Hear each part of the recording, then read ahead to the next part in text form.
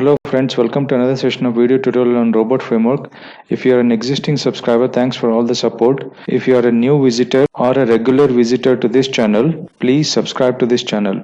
To subscribe to this channel, click on subscribe button and hit the bell icon so that whenever I post a new video, you get the updates. In the last session, we have seen how to make use of if-else. In today's session, we are going to take a look at for loop. Whenever you are working with web automation, you might want to get all the web elements of similar type and store it in a list variable. And you want to loop through that list to find out which one you need to click or which one you want to act on. So in such cases, we can make use of for loop. The example which I'm going to take for today is, again, I'm going to go to internetherokuapp.com, and there is a checkboxes link here. So I'm going to click on checkboxes link first, and I'm going to find out how many checkboxes are there in this. And based on the input parameter, I will check the one which I need. Okay, so let us see how to do it. So what I'm going to do is I'm going to make a copy of this if-else robot file which we have created in the last session. Copy this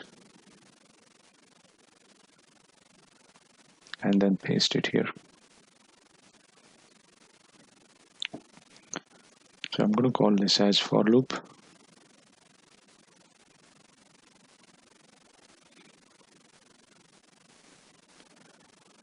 Okay, so in this we are still going to go to this internetherokuapp.com.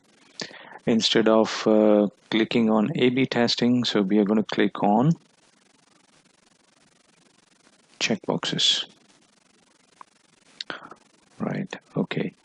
So instead of A/B testing, I'm going to click on checkboxes. I'm just replacing the text here with this text. Okay, so under, okay, I'm going to rename this A/B testing variation to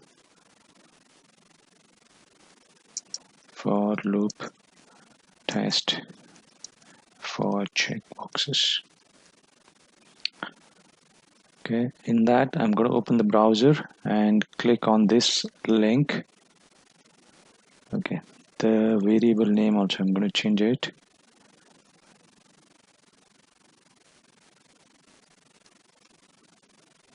Checkbox XPath.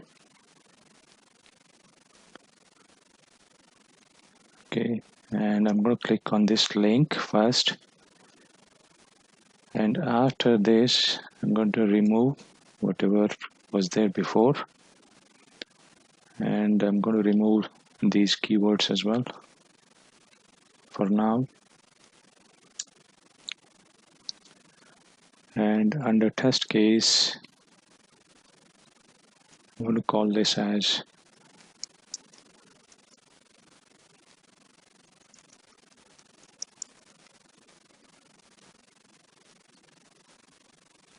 this is the name of the test case, and I'm going to call this keyword here. Okay, save this.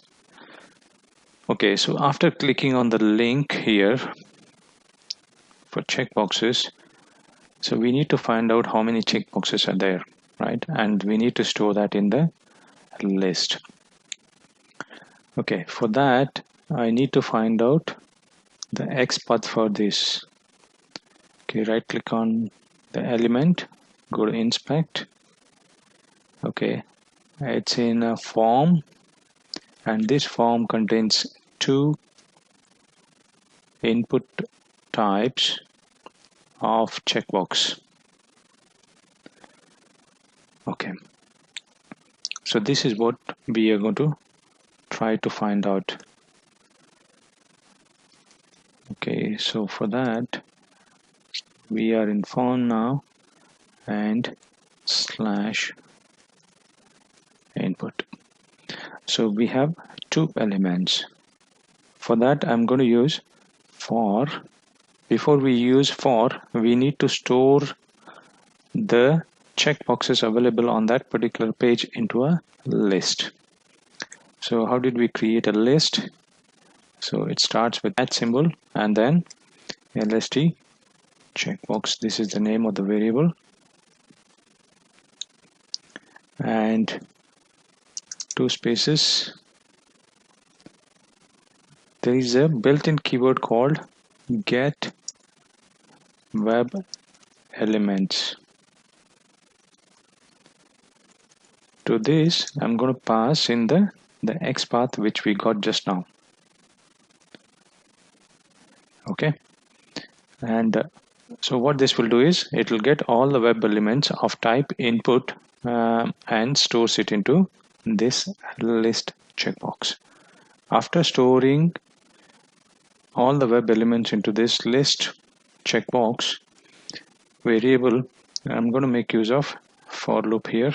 For followed by two spaces, temporary variable name. So here I'm going to call it as I, and followed by in two spaces, and the list. The list which we are storing all the elements is called lst ch box. Okay, so what this statement will do is it will read one element each time from this list and stores it into I variable here. Okay, then followed by slash two spaces again. So I'm going to simply log the elements here. Since I contains the element detail, so I'm just going to log it here,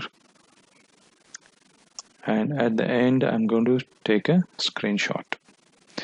So from here to here, this is part of the for loop, and if we add another here,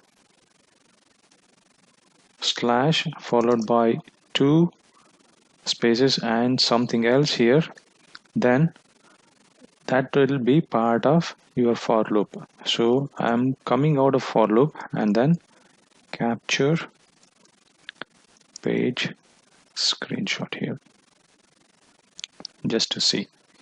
Okay, save it and run it.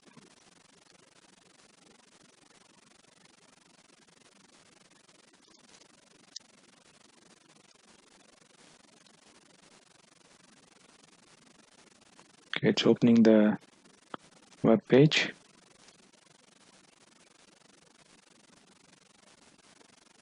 Okay, so there is some issue here. Let me see, it didn't click on these checkboxes, so let me go back and see why. Inspect, and this is the XPath which we are using.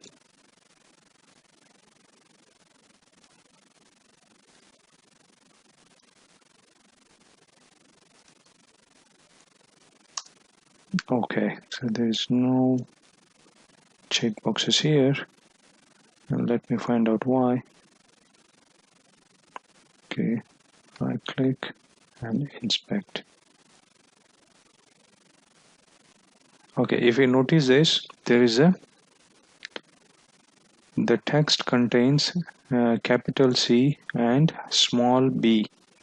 So I'm using capital B here, so that's why it didn't work. So let me go back and change this. So this is another mistake whenever you start off with. Okay, so I changed that and saved it. Let me go back and rerun this.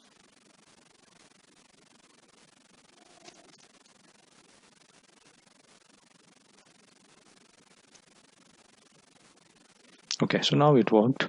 Let me go back and see the log file now.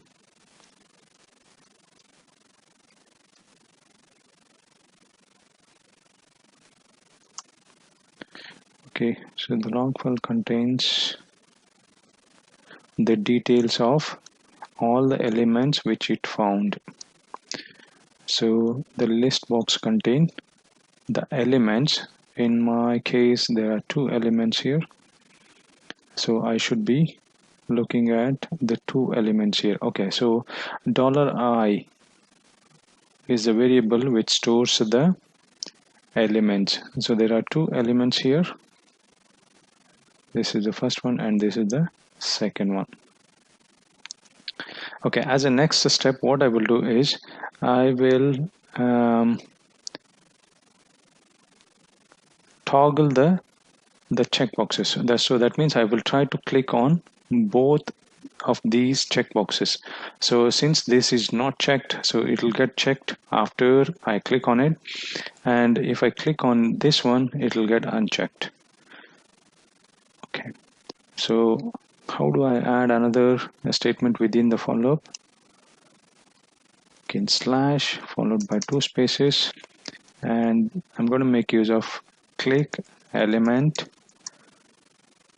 which is a built-in keyword, followed by 2 spaces and the element name or the element itself. So the element is $I. Okay, well, let me save this and rerun this.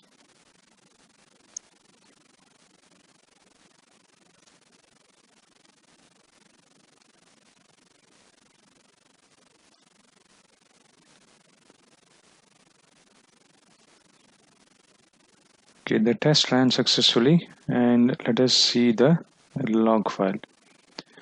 The screenshot should contain the toggled checkboxes now. So let me go back and then